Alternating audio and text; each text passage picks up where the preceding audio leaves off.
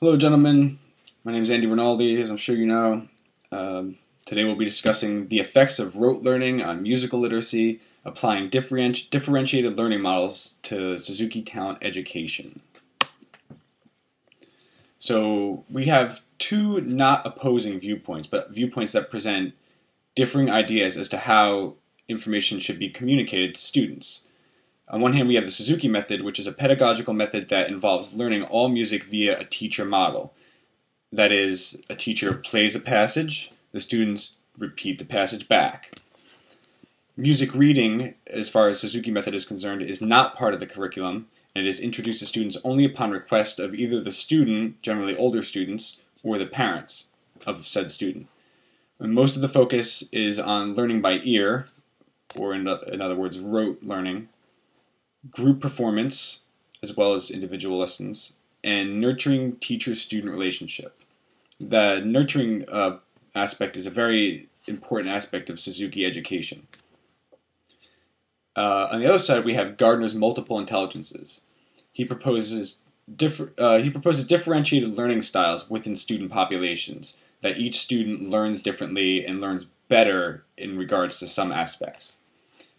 Originally identified linguistic, mathematical, and logical, musical, bodily kinesthetic, spatial, interpersonal, intrapersonal knowledges, and then he later added two more, which we really won't be focusing on in this presentation, but they are existential knowledge and naturalistic knowledge. So just to underscore that point, every student learns differently according to their strengths and weaknesses in these delegations, or that right there.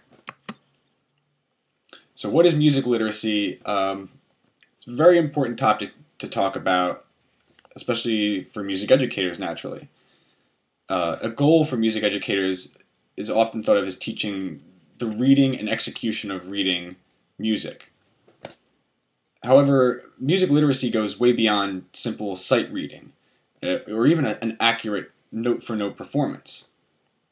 These do not demonstrate comprehension of musical knowledge. Slobod's research, he talked about something called the proofreader's error, which I'm sure we all are familiar with. It is when you see a group of letters that you think spell something, but maybe two of the letters are reversed. They're improbable, but that's how they're printed. So if you put a piece of paper in front of someone with a bunch of words, and you just mix the letters up except for the first and last letter, they'll still get the point of what's being communicated. The MENC National Achievement Standards stress intonation, contextual knowledge, and cultural knowledge, fluency in improvisation and execution, singing of music passages, technical skills on an instrument or in voice, and analysis of music, whether it be form, melodic, rhythmic, harmonic, etc.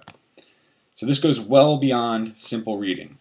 Edward Lisk had the great idea of talking about music literacy, and it's not a word-for-word quote, but I'll paraphrase. It's over here to the left.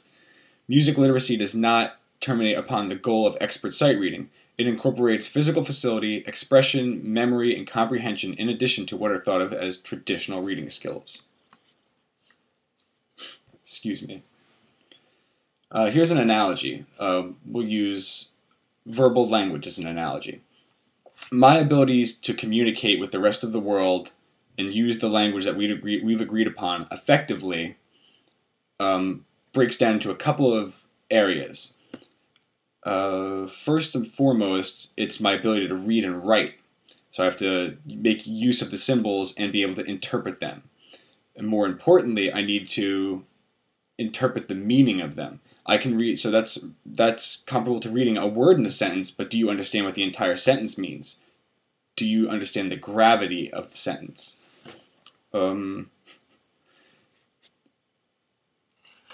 Also, memory comes into play quite a bit. If you think about language, elephant spelled with a PH. Why is elephant spelled with a PH? It's completely counterintuitive. But your memory is responsible for these small caveats in the language. So music literacy isn't much different than language literacy, although they are learned very differently through cognitive processes. One's very hemispheric, and verbal language is very hemispheric, and music language is bilateral. It uses all parts of the brain and in perfect communication. Thank you. I stuttered a little bit. This Japanese gentleman above me is Dr. Shinichi Suzuki. He was a violinist, music educator pioneer, and generally really nice guy.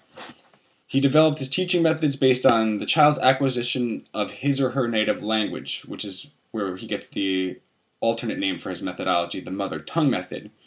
He originally wanted students to start music as soon as they could speak, or at least show signs of language. And he would do this in group lessons and individual lessons, always instrumental and always without symbols and without any reading of music. It's important to note that his intents were not to churn out a race of superior orchestral musicians or classically trained musicians. He simply wanted students to have a fine appreciation for music and grow up well-adjusted members of society functioning positively in the world. So, really nice guy. Howard Gardner, on the other hand, much more current figure. He is still alive, whereas Dr. Suzuki is not. Suzuki's methods were developed at least 30 years, if not more, before Gardner's theories. He developed the theory of multiple intelligences in his book Frames of Mind, originally published in 1983 and since has been revised, only added to. He brought about the notion that intelligence is discipline-specific, and he reasoned that individual children learn through different means with regards to the initial intelligences. If intelligence must be measured, although Gardner explicitly states in Frames of Mind that he discourages the chronic practice of measuring intelligence, he said it can be done so by examining the symbolic knowledge an individual has in his or her given discipline. So why multiple intelligences? Why are we talking about it? Well, traditional IQ is very one-dimensional, just up and down. And in the graph with the orange, yellow, and red, we'll see Teddy, Tommy, Gary, and Landru, how their IQs change relative to their peers and relative to the expectations of their grade levels. Multiple intelligence, however, is very three-dimensional. So picture yourself in the middle of a sphere, and the sphere is divided into different sections which are not proportionate.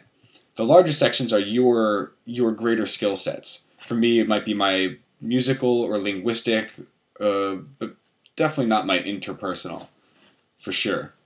So that would be a very small slice of that pie. That'd be the piece of the pie that you don't want.